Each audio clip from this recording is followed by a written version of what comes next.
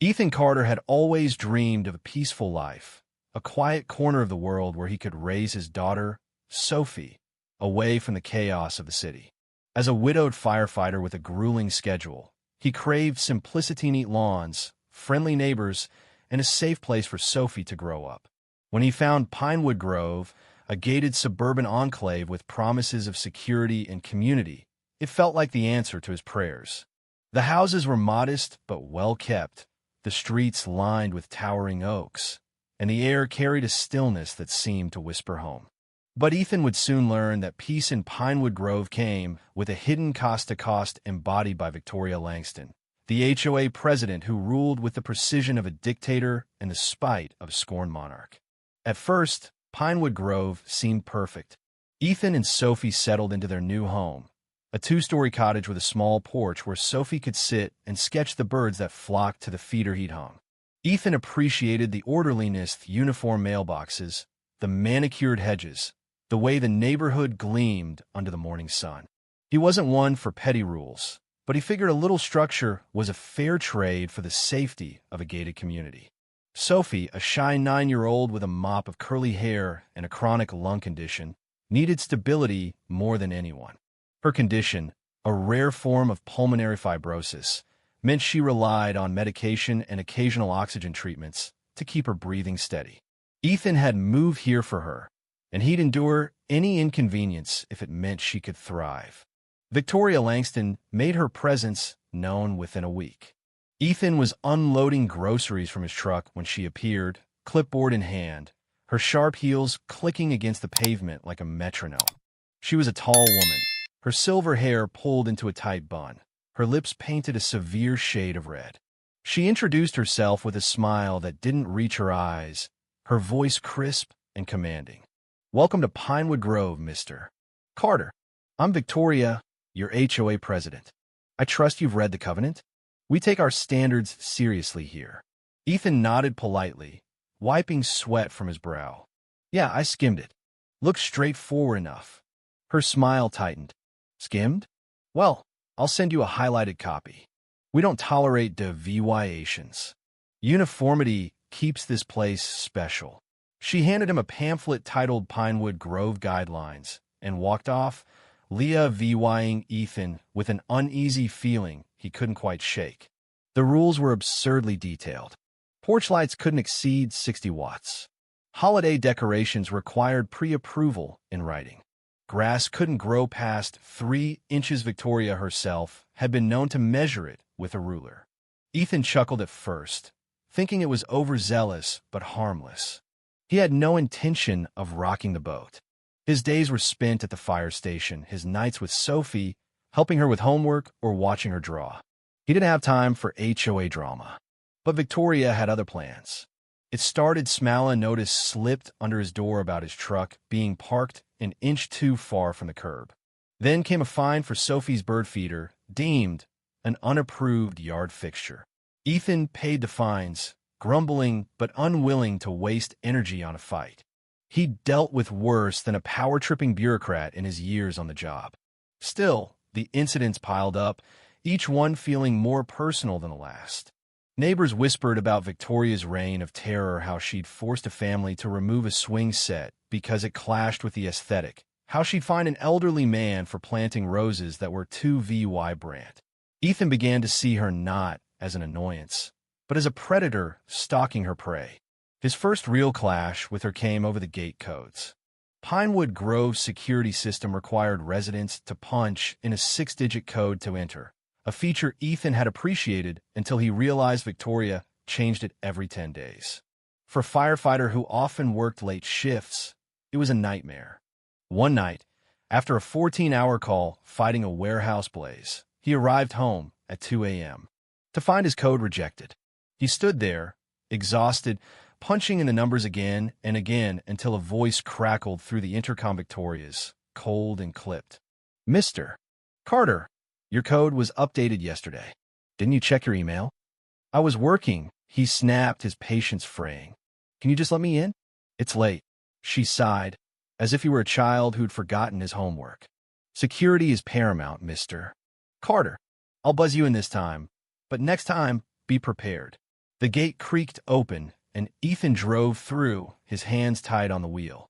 He couldn't shake the feeling that she'd marked him as a target. From then on, the harassment escalated. His mailbox was cited for fading paint, despite being identical to every other one on the block. A warning arrived about Sophie's bike, left on the driveway for an hour, labeled a safety hazard. Ethan ignored it when he could, but the constant drip of violations wore him down. He started to wonder if Victoria had a vendetta or if she simply enjoyed watching people squirm. The breaking point came on a crisp October evening. Ethan had just gotten home from a shift, his muscles aching, his mind foggy from lack of sleep. Sophie was in the Lee-vying room, coloring a picture of a dragon, when she started coughing a dry, rasping sound that sent a jolt of fear through him. Her condition had been stable for months, but flare-ups could hit without warning. He grabbed her inhaler from the kitchen counter, but when he shook it, it was empty. Panic clawed at his chest. He'd meant to refill it last week, but a string of emergencies at work had left him scrambling. "Sophie, hang on," he said, kneeling beside her. Her face was pale, her breath shallow and labored. He dug through drawers, searching for a backup, but found nothing. Sophie's coughing worsened, her small hands clutching her chest. Ethan didn't hesitate. He dialed 911. "This is Ethan Carter, 14, Maple Lane, Pinewood Grove. My daughter's having a breathing emergency. She's 9, pulmonary fibrosis. Send an ambulance now." The dispatcher's voice was calm, reassuring. "Units are en route, sir. Stay on the line." Ethan scooped Sophie into his arms, her body trembling, and carried her outside. The ambulance would need to get through the gate, and he wasn't taking any chances. He sprinted down the street, his boots pounding the pavement, Sophie's wheezes echoing in his ears. When he reached the gate, his heart sank. Victoria stood there, her silhouette illuminated by the security panel's glow, her arms crossed like a sentinel guarding a fortress. Her expression was unreadable, but her posture screamed defiance. Ethan's voice shook with urgency. "Victoria, an ambulance is coming for Sophie. Open the gate." She tilted her head, her lips curling into a faint smirk. "Emergency vehicles require authorization, Mr. Carter. You know the protocol." Ethan's blood ran cold. "Are you kidding me? She can't breathe. Open the damn gate." Victoria tapped the panel with a manicured nail, her tone infuriatingly calm. "Rules exist for a reason. Last spring, someone faked an emergency to sneak in a delivery truck. We can't have that. Submit a request, and I'll approve it. She could die." Ethan roared, his voice raw with desperation. Sophie's gasps were growing weaker, her weight heavy in his arms. He could hear the faint wail of sirens in the distance, but the gate stood firm, its steel bars mocking him. Victoria shrugged, unmoved. "If it's a real emergency, you should have been prepared with her medication. Personal responsibility matters, Mr. Carter." Rage surged through him, white-hot and blinding. He didn't have time for her games. The sirens grew louder, and he saw the ambulance's lights flashing just beyond the gate. Victoria's hand hovered over the panel, and with a deliberate press, she locked it tighter, the mechanism clicking ominously. "HOA policy requires board approval for non-fire emergencies," she said, her voice dripping with smug authority. "I can't make exceptions, or where would we be?" Ethan's VY sound tunneled. He set Sophie gently on the grass, her eyes wide with fear, and charged the gate. Gripping the top bar, he hauled himself up and over, ignoring the sharp metal digging into his palms. Victoria shrieked, "That's vandalism. You're breaking the law," but he didn't care.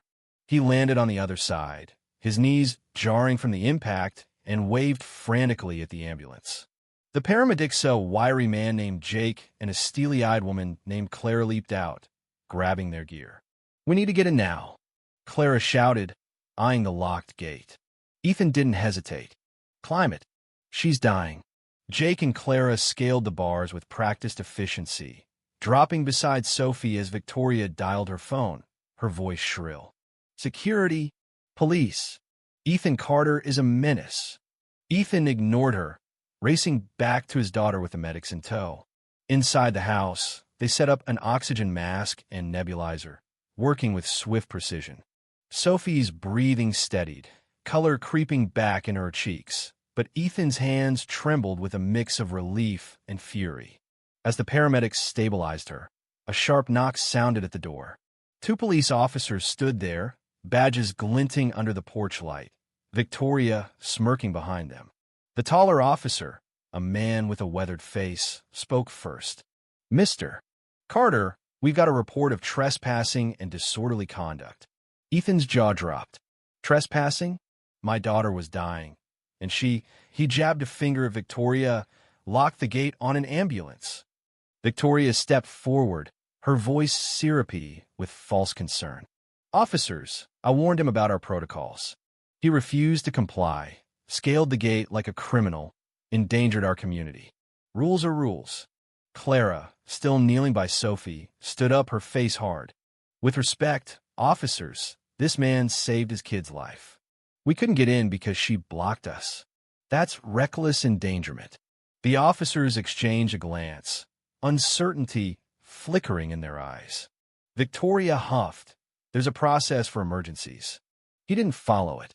"His daughter's fine now, isn't she? No harm done. No harm." Ethan snapped, his voice like a whip. "She could have died because of your power trip."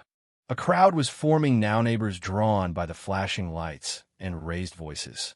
For years, they'd lived under Victoria's thumb, silenced by her fines and threats.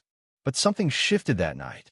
A burly man named Paul, who'd once been fined for a too-loud lawnmower, stepped forward.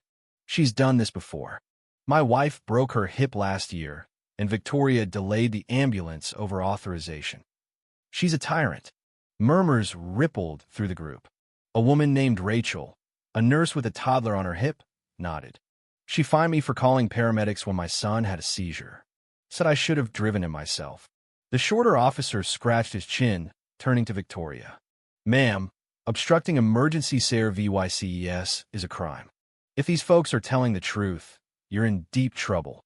Victoria's composure cracked, her voice rising. "I was upholding order. Without rules, this place would be chaos. He's the one who broke the gate." Ethan's eyes narrowed. "You nearly killed my daughter over your ego. How many times have you done this?" The crowd grew bolder. An older man, Mr. Hensley, a retired accountant, adjusted his glasses. "She's not above the law. And if this is a pattern, we've got grounds for a lawsuit." Victoria's face paled, but she doubled down. "You're all ungrateful. I've kept this neighborhood pristine." Paul snorted. "You kept it terrified. You're done, Victoria." The officers took statements, the paramedics corroborating Ethan's story.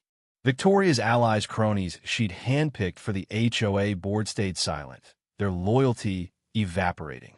As the police escorted her to the station for questioning, she shot Ethan a venomous glare. This isn't over. But it was. The next day, the HOA board stripped her of her title, her security codes revoked, her reign ended. An audit revealed she'd siphoned thousands from dues for personal luxuries: a new fence, a hot tub, a surveillance system for her house. Criminal charges piled up: obstruction, fraud, endangerment. Neighbors who'd once cowered now rallied, filing complaints and planning reforms. The gate codes were simplified, emergency access guaranteed. A month later, Ethan watched a moving van haul Victoria's belongings away. She glared at him from her car, her empire in ruins. He raised his coffee mug, a faint smile on his lips. Good riddance. Pinewood Grove breathed again, freer than it had been in years. Sophie sat on the porch, sketching a phoenix rising from ashes, her breath steady. Ethan knew the fight had been worth it, not just for her, but for everyone Victoria had crushed. Power could corrupt, but courage could tear down. If you were the one in this story, how would you react? Would you stand up and fight back, or accept the unreasonable pressure and control from the HOA? Share your thoughts in the comments below. And don't forget to subscribe, like, and share this video with more people. Your small action gives us the motivation to keep bringing you more intense and engaging stories. Thanks for watching, and we'll see you in the next video.